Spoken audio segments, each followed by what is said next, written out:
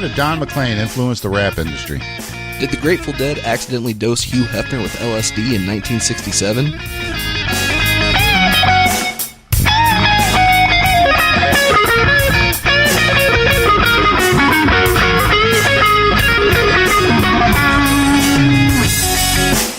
Hey everybody, this is Big Randy with the Smarts Project. I've provided security and transportation for some of the biggest names in the music industry. I'm John. I've been a musician for over 20 years, playing everything from metal and punk to bluegrass and country. We're bringing you a podcast about some of the weirdest myths and legends that the music industry has to offer. This is Tall Tales and Music Mythology.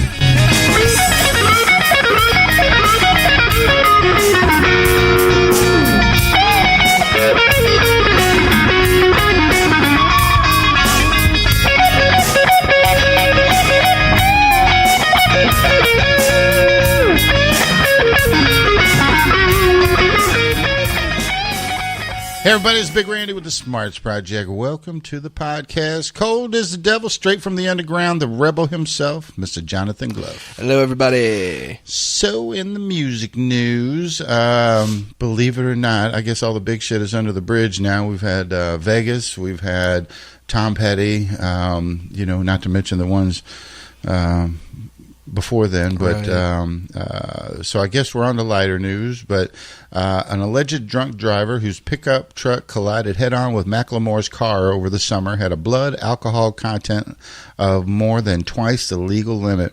I hadn't heard about this one. I spent some time in Seattle, so he's like Gandhi out there. Oh, is he? Yeah, man. So Macklemore and his two passengers, including a 10-year-old nephew, were able to walk away from the July crash in Langley, Washington, largely unscathed, while the other driver, Jake Pitcher, who had not been wearing a seatbelt, was left unconscious and smashing his head into the windshield. Oh, damn. I've never done that personally.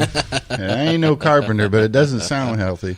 He was hospitalized for head and face injuries. According to TMZ, love TMZ, he was found to have a blood alcohol concentration of 0.19%. Nice. Which I want to say, like, isn't it like 0.08 is the legal? Yeah, but I'm thinking like 0.3 or 0.28 or something like that is, there's like some kind of health stuff that starts happening to you after that. Well, I mean, John Bonham died with, I think it was 0.28.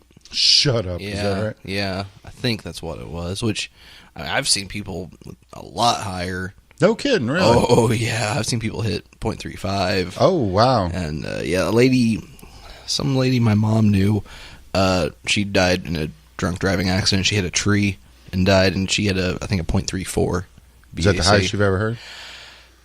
I think so. Wow. I mean, I was like, Jesus. That's like some training right there. Like I said, Bonham, I think it was like 0.28 or 0.29, and that dude drank like oh yeah fish. That's Olympic level drinking right there. I mean, I was like, holy shit, that's all it took to kill Bonham. Damn. Yeah, and he's kind of badass, man. So geez, what kind of hope do I got? Jeez. So in Washington, the legal limit is 0.08%. Pitcher has since been officially charged with driving under the influence. The car crash occurred just weeks before he announced he is to become a father again. He and his wife Trisha Davis are expecting a sibling for their 2-year-old daughter Sloan. So best wishes to you, brother, and hope everybody gets everything that they deserve on both sides. Yeah. So you got anything before we get started? No. Okay. No, nothing I can think of. Right on. So my story today is about how Don McLean, which most folks might know him from singing Vincent and American Pie and a few other things like that, how he influenced the rap industry. And I heard the story. I want to say, God, that damn tickiness, sucking my teeth thing. I swear. I have a vast majority of my teeth. It's not like I'm sitting over here with my dentures or anything. God, damn, I wish I could stop that. Randy's dentures cutting loose over here. Yeah, man, you turn 50, you start tooth sucking. Jeez. But I heard this, I guess, I don't know, probably 10, 15 years ago, probably 10 years ago. And I've never heard of this. And I'm trying to think. I'm sitting here thinking, like, of everything Don McLean's done. I'm like, what did he do to influence rap? I'm really curious to hear where this goes. It blew my mind. I didn't believe it until I researched it, because I thought that was one of those things that, yeah, okay, whatever. Yeah. Right. So, because, I mean, this dude is about, I mean, I'm pretty flagrantly Caucasian, and I mean, this dude's wider than I am. Yeah, he needs a parking pass. Yeah, so I'm really curious to hear where this goes. So, under the floors of Amsterdam's Van Gogh Museum is a time capsule which contains a set of brushes actually used by Vincent van Gogh. Oh. And the sheet music for Don McLean's Vincent, or some might know it as Starry, Starry Night, is included as well. Huh. Van Gogh painted Starry Night while in an insane asylum in southern France at Saint Remy in 1889. The song is actually a eulogy of Vincent van Gogh. Museum staff play the song for visitors every day as they look at the Van Gogh painting as the song is named for. Nice. Saw a couple of Van Gogh paintings this weekend, actually, in St. Louis. Oh, was that right? Mm-hmm.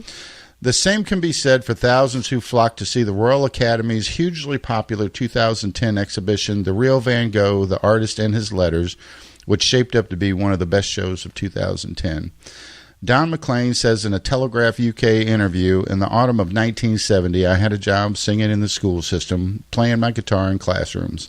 I was sitting on the veranda one morning reading the biography of Van Gogh, and suddenly I knew I had to write a song arguing that he wasn't crazy.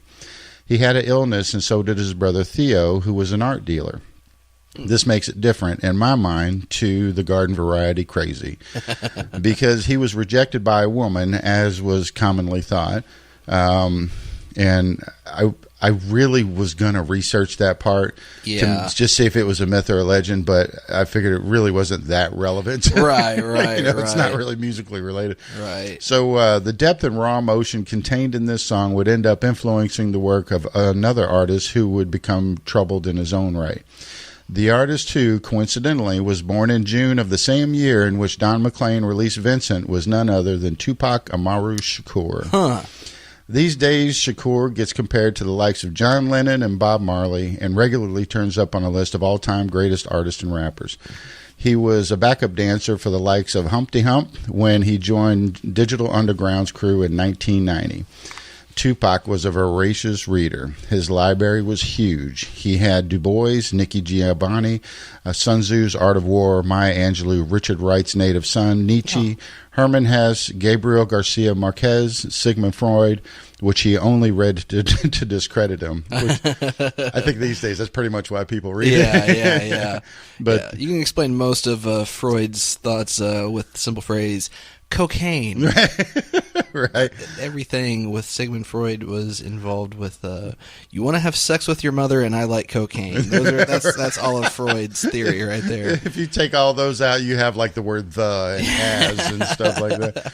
So Alice Walker, Alex Haley Roots, Machiavelli, and many more reputable intellectuals. Well, it makes sense, the Machiavelli thing, obviously. Yeah. Obviously. He read books on psychic science, yoga, philosophy, psychology, meditation, and more. He was also a fan of multiple genres of music. I'm glad to know that I have a lot of books that Tupac had. Oh, That's right pretty on. Cool.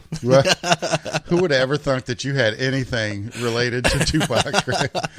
Tupac Shakur loved it so much that after he was fatally wounded in a drive-by shooting in 1996, his girlfriend, Quincy Jones's daughter, Kidada, slipped it into a tape deck beside his hospital bed to ensure it was the last thing he heard as he died with her and his mother, Afeni, in the room. With the song Vincent? Really? Yeah. Seriously? Yeah, he said that I'll yeah, get it to okay, you. that just blew my mind. Tupac was quoted in the LA Times article, "I'm the kind of guy who's moved by a song like Don McLean's Vincent, the one about Van Gogh." Huh. The lyric on that song was so touching, that's how I want to make my songs feel. Take Dear Mama, which was a song he wrote about his mom. I aimed that one straight for my homie's heartstrings. So the song inspired Tupac to write the poem "The Rose That Grew from the Concrete." Yeah. Have you ever read that? Yeah, and I think, didn't his mom put out a book of his poetry? And I think that was the title of the book. I think you're right. If I'm not mistaken. I think I did see that somewhere, but I didn't include it in this. I remember reading an interview with her when that came out. So people like me that didn't know anything about this poem, it's really short. So did you hear about the rose that grew in the cracks in the concrete? Proving nature's law is wrong, it learned to walk without having feet. Funny it seems, by keeping its dreams, it learned to breathe fresh air. Long live the rose that grew from concrete when no one else ever cared. which there was more to it, but I think that's sums it up pretty good. In an interview promoting his 2014 film Anchorman 2, Will Ferrell talked about the meeting the late rapper, telling BET, which that blew my mind. Will Ferrell on BET just blew my mind. But telling BET that he was the sweet and mellow guy, and that he was counter to his persona. And man, there was a lot of people that said the same thing. Right. And I mean, it was all walks. It was like well, even I don't know if you ever saw that interview with I don't want to say it's an interview, but it was like TMZ or some schmuck like that they got a hold of him out in the wild one time, and he was saying some pretty banged up stuff about Janet Jackson. No, I haven't seen that. Yeah, I'm not even going to mess it up. You got to look it up. But anyway, before then, she said some really nice stuff about him, and he went to school with Jada Pinkett Smith. Really? Yeah. Huh. Like they were really tight, and she's always defended his character and said, that, the way that I look. Of course, I never met him, but the way that I looked at it, I guess was like a lot of other people that, he's not the persona. Just like Will Ferrell said that he's not the persona that he puts out there. Right. And I think probably everybody but her that I read and saw interviews and heard interviews, everybody pretty much said the same thing. She was the only one that I ever seen that came out and said, well, he's both of those. Okay. I'm obviously coming from the same guy. It's not like, like with Eminem, Slim Shady is it's a character that he portrays. Right, exactly. And Tupac, that ain't no character. That's just all him. Gotcha. I don't think that he ever really played like that. So anyway, it's reported he read for the part of Mace Windu in Star Wars, the part played by Samuel Jackson. Right. Actor Tim Roth and Tupac appeared in Gridlocked, a drama about two friends trying to get clean after a friend's overdose. There's even a dedication in the credits to him, as he was killed just a few months before the release. Yeah, I remember when that came out. He auditioned for Cool Runnings. Looking back, I'm really glad that he didn't get it.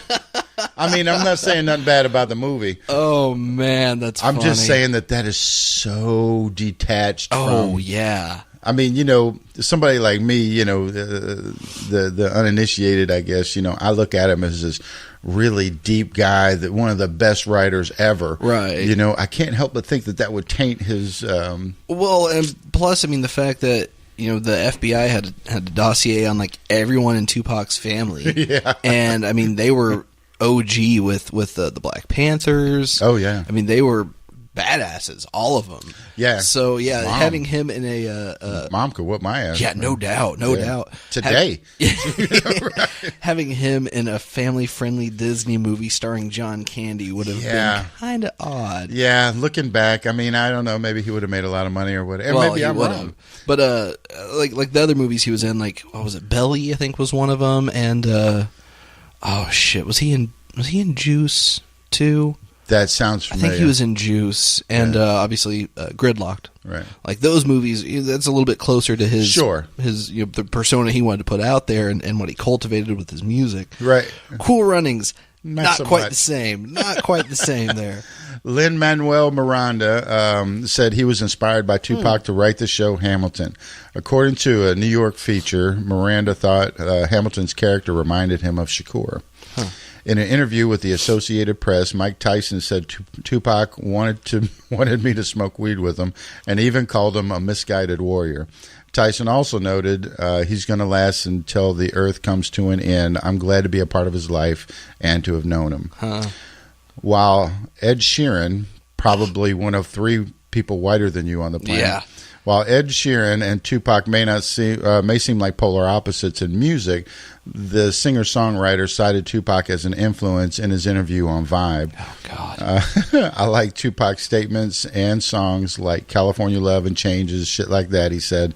I like Tupac more now because it's reflective. Have you ever seen the movie Zoolander? Yeah. Okay, remember towards the beginning when they're doing they're at the Fashion Awards or whatever that award show is that Derek gets embarrassed at because Owen Wilson his character wins, and they're doing like the interview with Hansel, Owen Wilson's character, and he's like, I'd like to really say that like Sting is a big influence on me. I mean, not so much his music, but just the fact that he's making it. That's what I think of when I hear Ed Sheeran say that. I'm like, dude, shut up. Stop that. That's oh gosh, man, you're so wrong. In a June 2014 interview with Howard Stern, Jada Pinkett Smith was heavy on the praise for her good friend Shakur. I had never in my life met a person like Pac. He had so much charisma, and he was poor. Smith told Stern. The actress, wife to Will Smith, added, he left a very strong and powerful mark. People are still inspired by him, so he did his work. And that last sentence right there, that was actually kind of like an answer to a quote that he did, because he quoted one time, I'm going to screw it up, but he was quoted one time saying, like they were catching him like coming out of a boxing match or something like that. Yeah. And he says, I'm a natural born leader. People come to me for answers, so that's why I work. So that was kind of like her response to that, Gotcha. So that's the story, but I obviously, there's a never-ending list of Tupac trivia, and I really tried to boil it down to just a handful of the really, really good ones. Yeah. But believe it or not, the more that I went through and saw this trivia as I was doing the research, I found something that I can't believe that nobody else, I'm sure that somebody has. Yeah. But I saw a connection that I didn't see anybody else really? make. That was a connection to the number 13. Yeah. Not that I'm, into numerology. Yeah, I mean, maybe there's something to it, maybe there's not. I'm not one to say, but it just seems like it's. I believe in coincidences, Right. But after a while, you're like, geez, man, So as a Curse of 13, and this was different, and there was way more than this. I bet we could do 4 episodes just on what I feel the connection to him in 13 is. I bet you we could do 4 episodes, solid. Gotcha. Then his number 1 album and pop single both appeared on the 13th. Rap's first double album, All Eyes on Me, hit store shelves on February 13th, 1996. His only number 1 pop single, How Do You Want It, reached the apex of the Hot 100 on July 13th, 1996. He was offered a recording contract at the age of 13, but his mother refused to let him sign because she still felt that he had a lot to learn about the world. Sadly, it was on Friday the 13th, that Shakur succumbed to his injuries sustained in a Las Vegas shooting. I didn't know that. Dude, there was tons more. And I know you're talking about like a wide spectrum, like right. chart numbers and dates, and you could probably even go down to the details like time and stuff like that. So there's a lot of things that the number 13 could be on. So, you can cherry pick all day long. Exactly. There comes a time where you got to kind of draw the line and go, okay, from this moment on, all this is bullshit. Right. But these other ones, like, it's just kind of heavy. He started his career with Tommy Boy Warner Brothers Records with Digital Underground. He was a background dancer and or backup dance background. Yeah, whatever. He was a dancer in the back. Yeah, and exactly. Later on, he actually did background vocals too. Which that blew my mind when I first saw someone posted footage of him dancing. I was like, Tupac as a dance? What the hell? Right. Blew my mind. Tupac's favorite actor was Jim Carrey. Jim would send funny letters to Tupac while he was in jail. Really? I thought that was kind of cool. Ain't that some funny shit what Jim Carrey's going through now? Have you seen it? Dude, yeah. That's, yeah. Acid will do that to you. No, you think that's what it is? Oh, yeah, he's researching a role to play Terrence McKenna. Oh, shut up. Yeah, I thought either he flipped his shit or is the only guy in history that was born crazy and finally got sane. He's just been doing too much drugs. Oh, wow. Well, too much drugs. It's fun to see where that ride ends. His 1996 song, Ghetto Gospel, was released in 2005 with some vocals by Elton John and went to number 1 in the UK, despite the fact he had been dead for 8 years. Right. I don't think I've heard that one before. It's not bad. I mean, okay. I don't think anything that I've ever heard of his has been bad. There's been a lot of stuff that is not my style. And right. I won't come out and say, "Oh, well, that's that's bad." Well, no, I'll just say, "Well, that's not me." Right, and it's like I talk about all the time. There's a difference between music you like and music you respect. You can do both. You can do neither. You can do one or you can do the other. Sure. And that's where you get into that. I mean, you might not like it, but you can at least respect it. Yeah, absolutely, yeah. Unless it's shitty, and then that's where disrespecting it comes into play. Like, yeah, and maybe proper. You look at, terms. hey, is there merit to this music or not? If not, I don't respect it. If it's catchy, I like it. Sure, so that's kind of the difference there. Right. He is the first rap hip-hop artist in history to have a wax model of himself set to be placed in Madame Tussauds in Las Vegas. Really? Nice. I thought that was kind of weird. Oh, well, I mean, if you reflect on it, like, okay, yeah, I guess that makes sense because of the time, but... Well, plus, I mean, I would say he was like the first... He was one of the first ones who made a name for himself at that level of the mainstream. Right. Like you had... Before that, you had rap groups that were making big names for themselves, like Public Enemy, NWA, Digital Underground, stuff like that. But he was kind of the first individual to make that big of a name for himself, I'd say. So I think that kind of makes sense. Which, I may be a little bit biased, but, I look at some of the older school guys, that, and I'm sure this is a personal bias. I'm not saying that it's legitimate at all, but... you got guys like Slick Rick and Dougie Fresh and Cool Herc and, and all these cats. Those are the guys that I feel, But they didn't have the same mainstream. Yeah, they didn't cross over That's in the mainstream. Yeah. And I get that. I think you're right. Ultimately, I think you're right. Yeah. I see where you're coming from, too. Obviously, we talked about this. I love Slick Rick. Sure. Dougie Fresh, whatever. But I don't dislike him. Put I'm just down saying, your headset and let's go outside right now. I don't dislike him. Just not on the same level as Slick Rick, in my opinion. But I think Tupac was really the first one that, again, made a name for just himself, outside of any group or anything like that. Oh, sure. He crossed over. So I think that makes sense. He dated Madonna. Now, that I did not know. Shut your face. Who didn't she date? Good Lord. I didn't. I did not know that, though. I really didn't. No, Tupac is the only artist to have a album at number 1 on the Billboard charts, Me Against the World, while incarcerated. Tupac Shakur's alter ego, Machiavelli, was named after Niccolo Machiavelli. Machiavelli faked his own death, which is why many people believe Shakur is still alive. Yep, exactly. He had his, at that part I never did hear. Oh, really? I mean, I knew how he got Machiavelli's name. I mean, it's not like Bob. Oh, no, see, I remember a buddy of mine who was really into Tupac back when I was in junior high talking about that a lot. Well, see, I didn't, I mean, obviously I knew Machiavelli was, but I didn't know that he faked his death, and I didn't know that's why a lot of people think that he did that. Who was it to get away from? Was it the Medici family? I believe that you're right, yeah. I think that's who it was. That's kind of going into my history stuff now. Yeah, exactly. Let's see. He had his right lung removed as a result of his shooting in Las Vegas, but every time he woke up after surgery, he was still in fight or flight mode and actually got up out of bed, ripping the tubes out of his nose, causing internal injuries to himself. So he was placed in a medically induced coma so he wouldn't keep causing more damage to himself. I didn't know that part. I didn't either. Dude. I think I heard the thing about the lung, but I didn't hear about getting up out of the bed. No, I'd never heard that before. That's some bad dude right there. Oh, yeah, no doubt. I didn't know this one, though. His Thug Life tattoo, on his belly. Yeah. Or where his belly should have been, above his six-pack. His Thug Life tattoo stands for the hate you give little infants fucks everybody. Huh. I did not know that. I didn't know that either. He felt that rappers who could not perform their verses properly on the first take weren't ready to be rappers.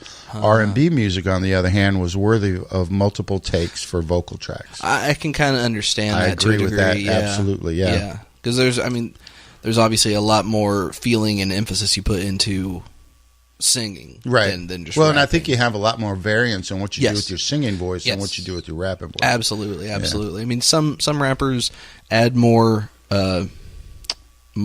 melody and some variation to their rapping than others, but at that time that wasn't nearly as prevalent as it is now. More of his music has been released since his death than while he was alive. 10 albums have been released posthumously and all have gone platinum. And I mean, crazy. the same thing could happen with Prince if they wanted to. I don't know what Prince's estate will do with it, but that dude had so much unreleased material. Well, you heard that he was recording, producing, and laying out a song a day. Yeah, I remember you talking about that. And I think that was like for a couple of years, I want to say. Yeah, he has just tons. I heard stories about, material. and I mean, I've never met the guy. I've never worked for him. I don't think I've ever had anything to do with him. But I've heard stories from, I mean, like in interviews and stuff like that. I've heard stories from other artists or session artists, mainly session artists, where they'll say, "I get a phone call at 2:30 in the morning, and when it's Prince, and he's like, 'Hey man, come over to the house, or come to the studio. We're doing this song.' So he'll go and he'll lay down a track, and they'll finish it up and whatever they do to to make it a master or whatever, and then he'll go, 'Okay, we're putting it in the vault.' And that's all they did. And he would just pay people to do that. You know, I guess for me, which it blows my mind that he would pay people to do that, because he could play anything. Oh yeah. I mean, I'm like, why? Whatever. I mean, if you want to pay somebody to do it, go for it. Yeah. But, I mean, he could literally do whatever he wanted with that. He was probably better at that instrument than whoever was playing it was. I wonder why he was such an underrated guitarist. I think it's because after a certain point, he stopped really playing guitar on songs as much. Oh, is that right? Oh, yeah. I mean, think about a lot of his later output. I mean, there's not a whole lot of guitar to it, period, and very little, flashy playing. His earlier material is much more guitar-centric than his later material. I mean, I think he was more on the keyboards later, right? Exactly. Keyboards, synths, stuff like that. Right. When Tupac was 12 years old, his mother enrolled him in Harlem's 127th Street Ensemble. He played Travis in A Raisin in the Sun in his first acting role at the Apollo Theater to raise funds for presidential candidate Jesse Jackson. He read for the part of Bubba in Forrest Gump. Now that I've heard somewhere before. Yet again, I am really glad that he did not take that role. No.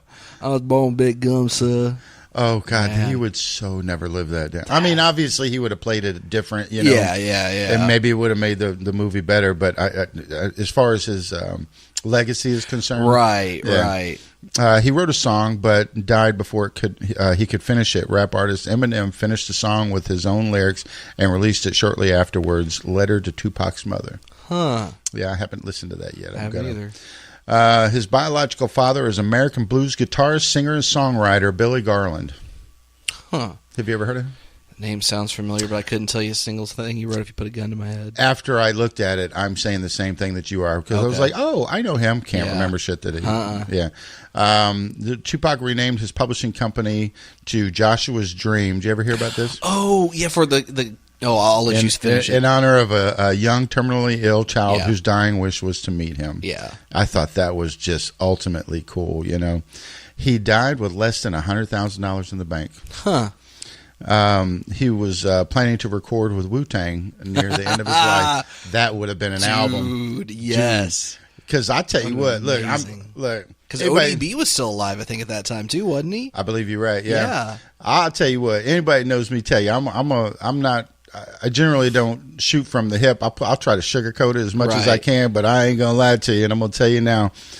As far as like NWA, when NWA came out and Tupac started getting big, and some of the stuff that Ice-T came out, all them cats scared the shit out of white folks. Oh yeah, dude, man, I don't care, man. If you lived in the middle of Oklahoma City, if you was white and in your car and you driving downtown, you locking your doors, you rolling up your windows, because none of the white folks knew what the hell was going on, Right. And of course, you got them extremist dudes, that this is the beginning. We told you about this. We told you about it. And then obviously, it's just music. But I'll tell you what, I think that would have scared a hell of a lot of damn, there'd been some white folks that have been locking their damn doors, Wu-Tang and Tupac getting together? Shit.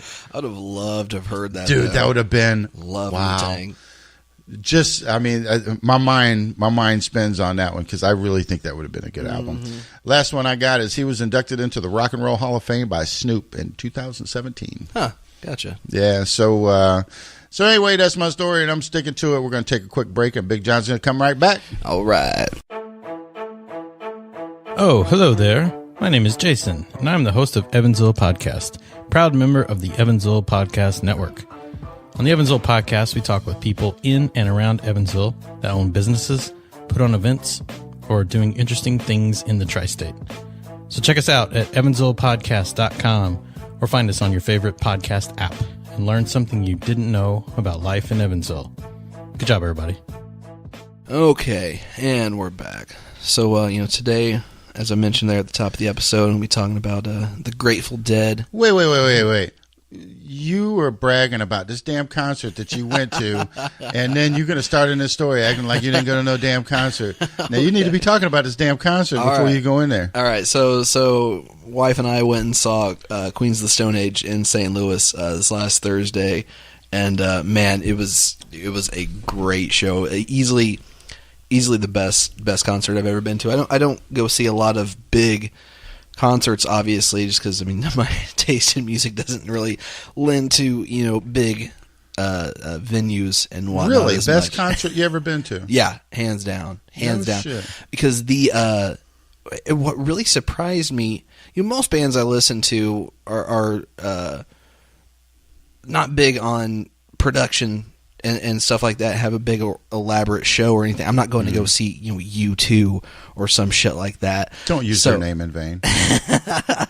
So I was really surprised though. They had like a really, really cool, intricate stage setup. Actually, they had all these big, like 8-foot tall, flexible poles set up in kind of a grid around the stage that would light up individually, different colors, and then also there were lights on the side of the stage that would light them up too, and there was like a big light in the background that would change colors as well. And so I was really surprised to see that they had such an intricate stage show set up, and it was timed with the music as well. So like one song, Sick Sick Sick off of Era Vulgaris, it has this like really like stuttering rhythm, and the lighting was synced to that perfectly. And even when the riff changed time, like the light show changed as well. It was really cool. But everybody kept running into the poles. It was like anytime like Josh backed away from the mic or Troy moved around on stage or anything like that, they kept running into him, and it was hilarious. Oh, the band kept running into him. Yeah, the band kept running into him, and it was so funny. And like they would just like smack them around, like anytime they'd hit one, like Josh backed into one and he like fucking just like whacked the hell out of it. So are the other guys on the band like normal size? Oh yeah. Normal size yeah, people? Josh is the only one that's real tall. Right. Their bassist is kind of tall too, but like him? No, not quite that tall, I don't think. Right. Because he's like 6'5", I think. Right. And I don't know how tall the bassist Mike is, but really good show, great show.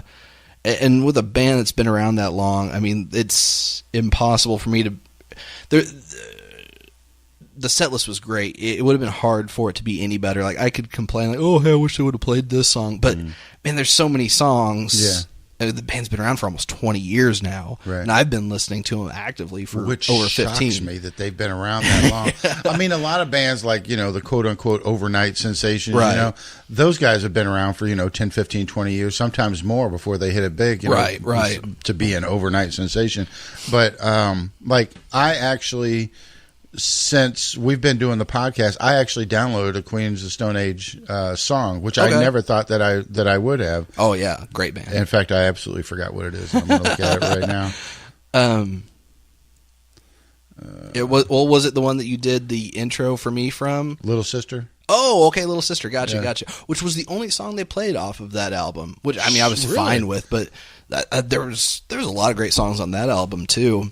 But they mostly played songs from Songs for the Deaf, Like Clockwork, which was their last album, and the current album, Villains. I think they played one song off of Rated R, one song off of Lullabies to Paralyze, which is what Little Sister was from, and 2 songs off of Era Vulgaris, Sick, Sick, Sick, and Make It With You.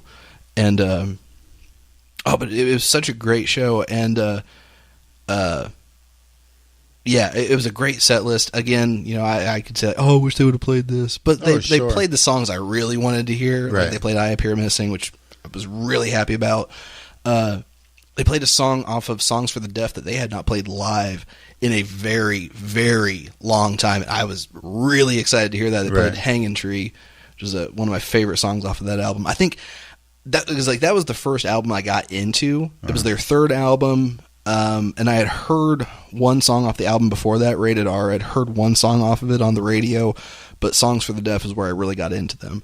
And I think at one time, every single song on that album was my favorite song at one point or another. You know what I mean? So they played. So they did a pretty good job of song selection. Yeah, and all that. Yeah. So you think that your taste in their music is pretty much alongside the taste of most folks that listen to them? Yeah, with one exception. There's a song off of their last album called Like Clockwork, or the last album was called Like Clockwork. The song in question is called If I Had a Tail, and I hate that song. It's one of my 5 least favorite songs of theirs. Right. And there's only a handful of songs of theirs I don't like. And even their worst songs are still pretty decent. You know what I mean? With the exception, there's one song on Songs for the Deaf called Another Love Song that I'm pretty confident was written just to kind of mock record executives, like begging for another love song, so to speak. And that song is just terrible. But I think that was kind of intentional. You know what I mean? Appease them. Exactly. Because he loves to mess with the music press in general. He's a funny dude. I'm shocked to find out that he's such a funny guy. For a long time, he had them convinced that their 5th album, I think it was their 4th or their 5th album, he had people convinced he was going to call it The Fun Machine Took a Shit and Died. Oh, wow. And people reported that, that's what the new album's going to be called. Right. But yeah, great song selection. I was really excited to see them, and really surprised by how much thought went into the presentation, even because again, they're a rock band. Yeah. Every live show of theirs I've ever seen footage of, it's just them playing, and that's all there is to it. And I was like, oh wow, there's actually a lot of thought into this production. It was really cool. That's good. Great show. Really excited. All right, well, shut up and get to your story. So stop bragging about the shit, dude. Some people got a job, So I came across this story a few weeks ago, obviously after Hugh Hefner's death. A lot of stories were popping up about his charitable efforts, including being Normal's first donor, regularly donating like $100,000 a year to them later on and stuff like that. Because a lot of people think of Hugh Hefner and they just think of Playboy, porn. Dude's probably a douchebag, whatever. Right. Turns out, dude was a really nice guy, really promoted equality and stuff like that, which you would not think, again, from someone whose magazine just publishes or is mostly known for publishing pictures of naked women. Right. Which I did not know until I started reading the articles. Yeah. And that's whenever I found out they had nudes in them. Oh, but I kind of found out about his how do I say it? I don't want to say progressivism. That's not the right word, but him being a more forward thinker. Yeah. With when I found out that he had the interview with Frank Sinatra, where Sinatra basically came out as an atheist, and I was like, oh, well, shit, that's pretty interesting. That's kind of ballsy back then, too, man. Yeah. So I don't care if you're Frank or not. No, right. But so this story obviously stuck out to me because it involves music. Right. And amongst all the stories of Hugh Hefner, this was the one I was like, oh shit, we could actually do an episode about this. Right. I'm not.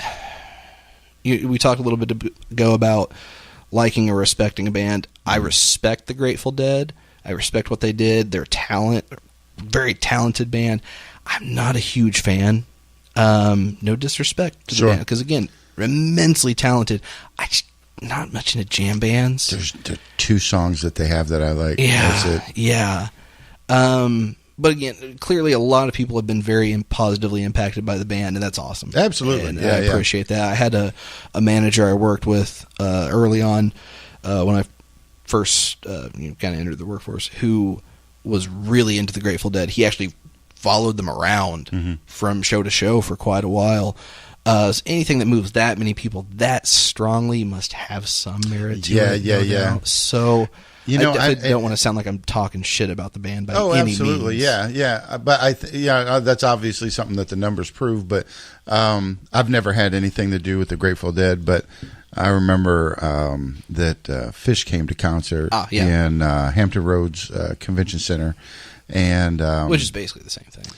And I've never heard of Fish at that time. Oh, really? I've never heard of them. Oh. That's totally out of my wheelhouse. Oh, right? Gotcha. Okay. So me and Faye there might have been another car. I think it was just me and Faye. And we had 2 limos, and we were driving people to the Fish concert. And they said whenever we got to the I know most of y'all aren't familiar with the Hampton Roads Convention Center in Hampton, Virginia, but you drive directly in there. You know, they have pretty much one way in and one way out. And then if you drive just a little bit farther past where they have the majority of the parking, that's where they had like the city or whatever you want to call that, you know, so all the people that had like food and tents and all that stuff, you know. Gotcha, yeah. So I'm driving, like, they were like, oh, we want to go to the city before we go to the concert. And I'm like, city? We already went through the city on the way up here, you know, because I'm thinking city like in the normal sense. Right. And, of course, they got, like, the balloons and the shrooms and all that. God. And I was like, is the Grateful Dead in town? And they was like, no. You're looking at me like I just pulled a turd out of my pocket and showed it to them, you know. Get the hell out. I had no idea. So I got, like Fish 101 that night, you know. Oh, yeah. And then we actually met the band, had no idea that was the band. Gotcha. Just thought they were just like potheads hanging around.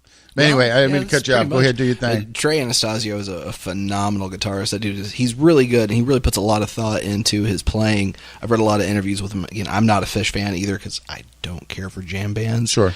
But that dude is a really good guitarist, and he really takes it seriously. And it was really cool to read interviews with him talking about, okay, so like, you know, in this solo here, you know, I really made sure to focus on like the minor 7th flat 5. Okay, wow. Cool. You really do know your my stuff. Respect. Awesome. Good for you. You know, I even tell you this. I'll go one step more, looking at it from the musically challenged point of view. One thing that I noticed about working security around music was that I can appreciate that damn tooth sucking thing. Jesus Christ. I can appreciate, you know, whenever you go to a bar and you hear a band, that's great. You know, like if it's a good band, oh, that's great. It's good times.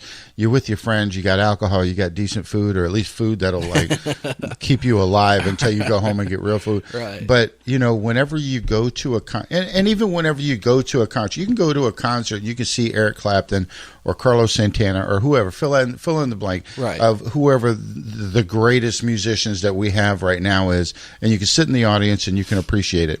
Or you can stand side stage and you can stand just a few feet from them, and you see like literally behind the scenes.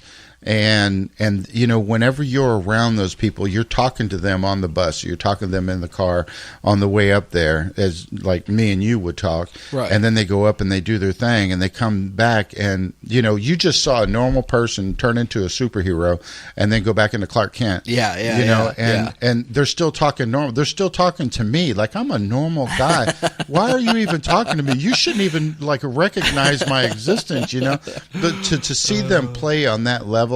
And then see them go from superhero back to human again. That is absolutely, you know, with my limited vocabulary, that's the only way I can explain it. But to watch people perform on that level, like Mark that plays keyboards with T. Graham Brown, I was telling you about, you know, I've seen a lot of really great performances from a lot of people, but for somebody like him, which I consider a great musician, to sit there during warm up and play the Peanuts theme, dude, I set that right next to sitting in the audience watching Smokey Robinson do a sound check. I mean, that was. Anyway, I didn't mean to go off on a tangent, but yeah, I totally appreciate what you're saying. No, that's cool. That's cool. Definitely cool. I agree with you. It's always very interesting to be involved in things like that. So back to the Grateful Dead, something I recently learned about them that made me appreciate them even more was just how influential they were on the evolution of live sound at concerts, actually. Really? Yes. And this I came across this while I was doing just some really cursory early research on this episode here. They had what was referred to as the wall of sound, and when I first heard that, I was like, what I thought of was Phil Spector, because Phil Spector and the Wrecking Crew, you know, the session musicians he used frequently, that was their name for his sound. So I was like, wait, is this the same wall of sound we're talking about? It's not, obviously. It was a live distortion-free sound system that also served as a monitoring system for the band. So, normally your typical sound systems for a band you either have in-ear monitors or you have monitor wedges on the front of the stage that are angled back at the musicians. So this was an early... If you start cranking up music too loud through speakers, the speakers will start to twist and distort, and it gets that woofiness. We talked about that in the Dick Dale episode. So their desire here was to create a really loud, really clear sound system that would not have distortion. And this was designed for them by former professional dancer turned sound engineer / psychoactive drug manufacturer extraordinaire Owsley Stanley. Shut up. I didn't know he was a dancer. Yeah, I did not either. Apparently, he took interest in ballet after seeing a performance of the Bolshoi Ballet Company when he was 23 and actually supported himself by dancing professionally for some time after that. Yeah, and then so this all ties together. I promise this is not just a tangent. He became involved in the psychoactive drug scene while he was enrolled at UC Berkeley, where he only attended for a semester, and this was after he got into ballet. So he went into college really late, right. Relatively speaking, later in his life. But he dropped out after just a semester and started synthesizing LSD on his own. Wow. The cops raided the apartment where his lab was set up. Actually, they were looking for meth. I'm assuming you're not talking about Sound Lab. No. His bathroom LSD lab. The cops though were looking for meth, so they're like, "Oh, you're only making LSD. Okay, you're cool. You're good to go." Yeah. So he actually was able to beat the charges because at that time LSD was not illegal. Oh. LSD, I believe, if I remember correctly, did not become illegal in California, which is where he was at, obviously, UC Berkeley, until 1966. I think is what it was, and this happened in 1965. I'll be damned. I believe is when this was. He also successfully sued the police department to return his lab equipment to him. Shut your face. Yeah. The balls on this guy. Right? Jesus Christ. So, since the actual large-scale production of pharmaceutical acid, which was also known as Sandoz, after the name of the company where Albert Hofmann originally synthesized the substance, was becoming harder and harder to come by, Stanley became the de facto main supplier of LSD in Southern California. Southern California? He had an entire part of the state. Yeah, maybe more. I mean, I don't know how far his distribution went because it's estimated he produced roughly around 500 grams, which doesn't sound like a lot, but that's roughly 5 million doses because the active dose of LSD is around 120 to 160 micrograms. Oh, wow. Micrograms. Right. That's not a millionth, I think a thousandth of a gram. Right. Because a nanogram would be a millionth. Right. Or a billionth. Whatever. Doesn't matter. Look, it's a lot of acid. Test, it's a lot of acid, okay? Right. And I realize, like I said, there's a lot of backstory, but I promise, like this gives a better glimpse of not only the story, but the Grateful Dead in general at this point in their career, especially how deeply involved this dude was with the band, because not only was he their drug supplier, but he also was instrumental in making this wall of sound. Pardon the pun. Yeah. This sound system that he developed for them produced somewhere between 26,000 and 28,000 watts of sound. Shut up. Dude, there's an entire radio station that doesn't have that much wattage. So in layman's terms, that's loud as shit. Yeah. Is that the technical term for it? They teach you that in school. Exactly. But again, it was notable for how incredibly clear it was. Because, you can pump a lot of wattage through a lot of speakers, but if you don't do it right, it's going to sound like shit. I mean, it's just like muddy and it's going to sound exactly like what you're doing. Exactly. So, but if you see a picture of this thing, it looks like they just wired together a bunch of like stereo speakers, like the old wood paneled speaker cabinets like you'd see for your stereo receivers is what this looked like. And the rig was so unwieldy and complex that they began using 2 or 3 duplications of it. So they'd send a crew to the next 1 or 2 venues and begin setting it up at least a day in advance. Yeah, that's a leapfrog, and they actually do that now in concert tours. Yeah, but this was revolutionary at the time. I mean, no one was doing this. Oh, yeah. Okay, then, I see what you're saying. Yeah. And so, like, the crew would stay behind and carefully tear it down after the show, yada, yada. But again, it just looks like this just ugly, kludged together mess. And given Owsley's penchant for substances, maybe that's not too far off. Who knows? But either way, it was really revolutionary at the time. So that gives a little bit of backstory here. And so now to get into the meat of the story here. So the year was actually 1969. Mm-hmm. You know, I said 67 in the title, and I'll get to why I said that here in a bit. But CBS had given Hugh Hefner another show called Playboy After Dark, which was similar to his show from a decade earlier called Playboy Penthouse. Mm-hmm. And it loosely followed a party at the Playboy Mansion. Was it actually at the Playboy Mansion? Now that, you know what, I don't know. Maybe the rest of the show might have been filmed there. I don't know if the music spots were filmed there or on a separate sound studio. I'm not sure about that. That's what I meant. Is like whenever they record him, he's probably at Penthouse or at Playboy Mansion. Okay. From what I understand, because like it was actually showing like the mansion itself and rooms within it. Whenever they were nice looking. Yeah. So our sole source for this story is the longtime Grateful Dead drummer Bill Kreutzmann. He recalls this story in his autobiography called Deal, My 3 Decades of Drumming, Dreams, and Drugs with the Grateful Dead. Wow. He also told the story on Conan O'Brien's show about 2.5 years ago. So I watched the video, I read several articles about it, and kind of pieced this all together from it. But Hugh invites the band onto the show, and they filmed it on, I think it was January 18th of 1969. In the Conan clip, Bill says 1967. But looking at CBS's production schedule and everything like that, we know it's actually 1969. Right. Well, he may or may not have been influenced by drugs by that point. Oh yeah, just a little bit. I'll trust CBS over his memory. Yeah, no doubt.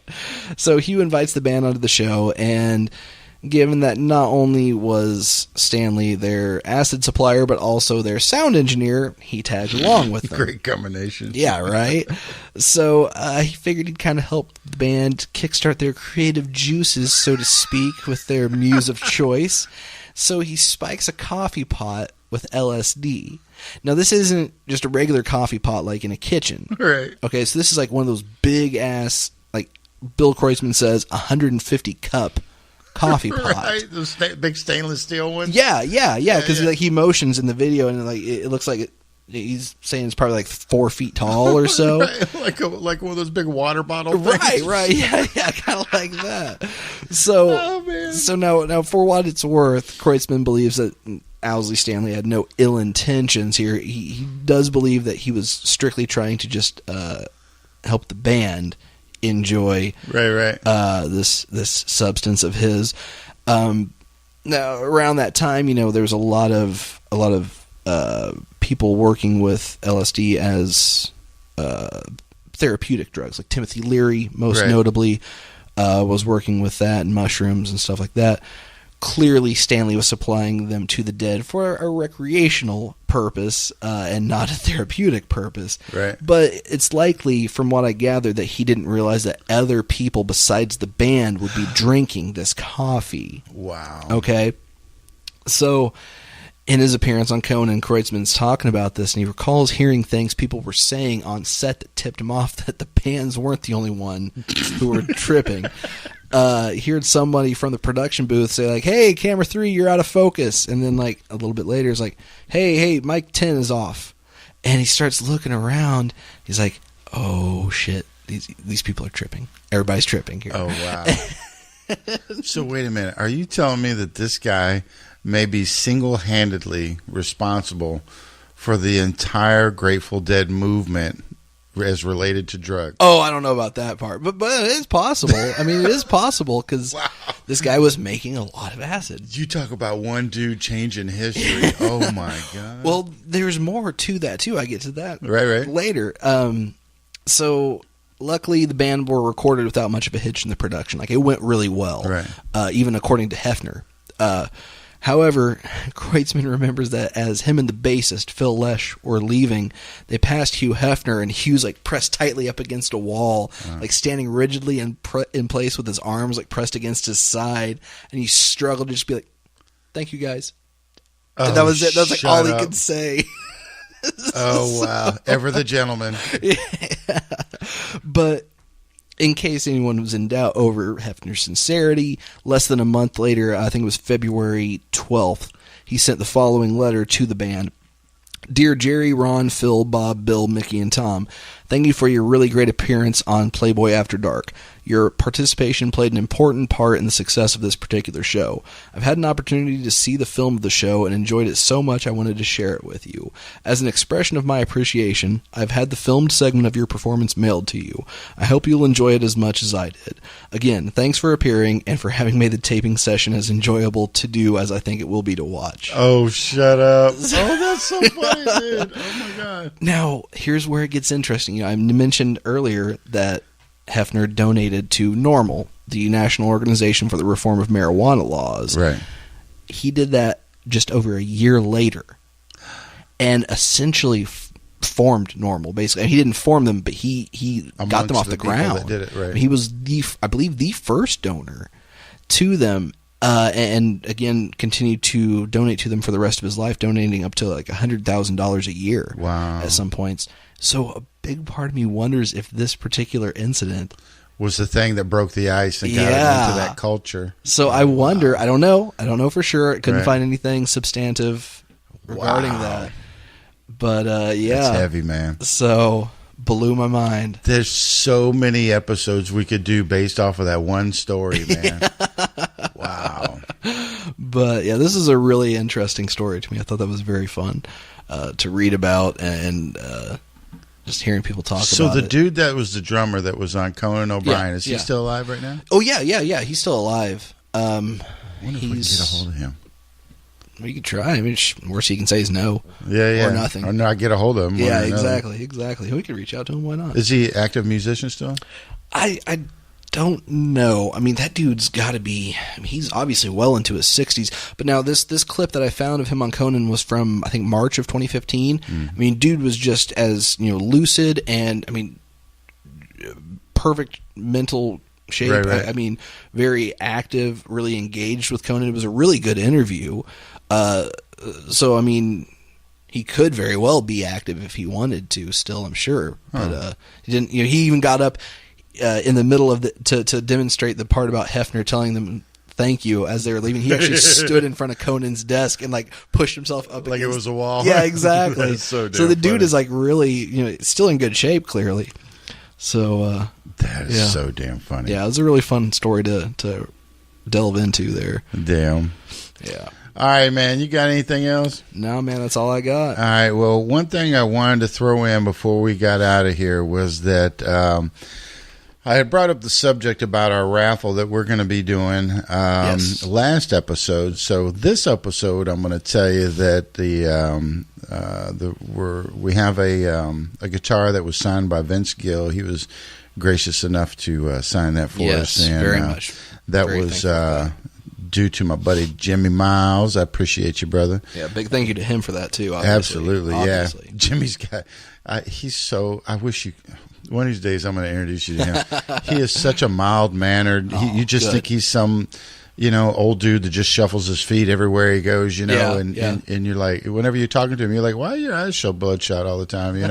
But I tell you what, that brother got more juice. He's always talking about. I know you're not really into like country music culture, but have you ever heard of the Broken Spoke in Nashville? No. Okay, well, that is like for years, like before my parents were born, probably. Yeah. That was the place that country artists went to, like after concerts or whatever. Oh, okay. So, yeah, he still hangs out there. No kid. Yeah. Oh, wow. This guy's old enough to be my dad. Yeah, brother's still hanging around. But anyway, we're going to start the raffle on November 1st. We're going to make purchases available on social media. We're going to make it available, hopefully, on the website. Yeah. And I'm sure it won't be too hard to put a PayPal link in there. Yeah. I can talk to, I'm drawing a blank here.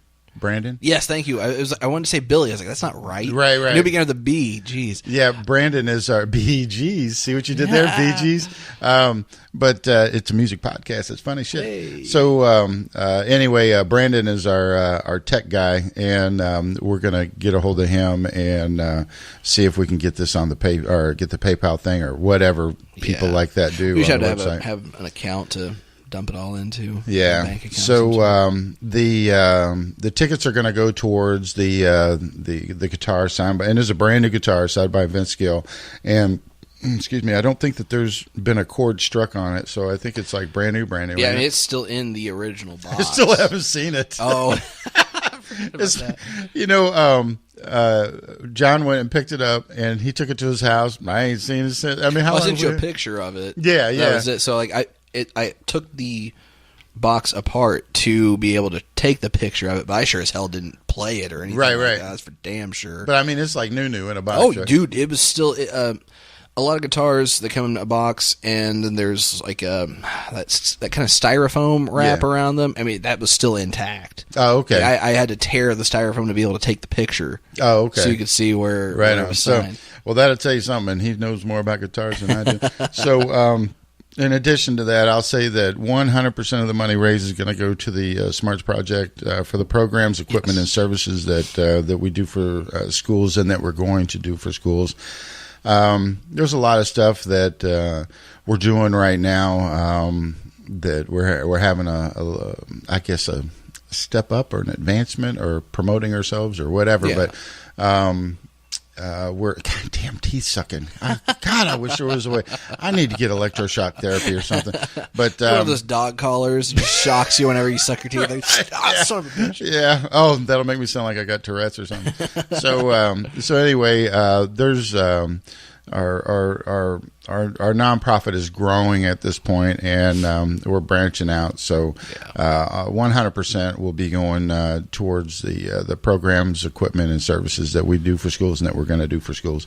So we'll keep you updated with that, but we'll be starting to sell them on November 1st, and we'll keep you in the loop with that. And you got anything else? No, man, that's it. Let's bring it home, brother. All right, everybody. As always, if you have a myth or legend or story you would like for us to talk about and feature on the podcast, you can either reach out to us on Facebook. You can find us at Tall Tales of Music Mythology, or on Twitter at T2M2 Podcast. Or you can email us at hosts, HOSTS, at T2M2.org. And you can join us at our home on the web at thesmartsproject.com. And our complaint department is open 24/7 at Randy at thesmartsproject.com. In the meantime, now more than ever, be kind to each other. Tell your kids you love them each and every day. Never be a myth. Always be a legend. Love you. Bye. Bye.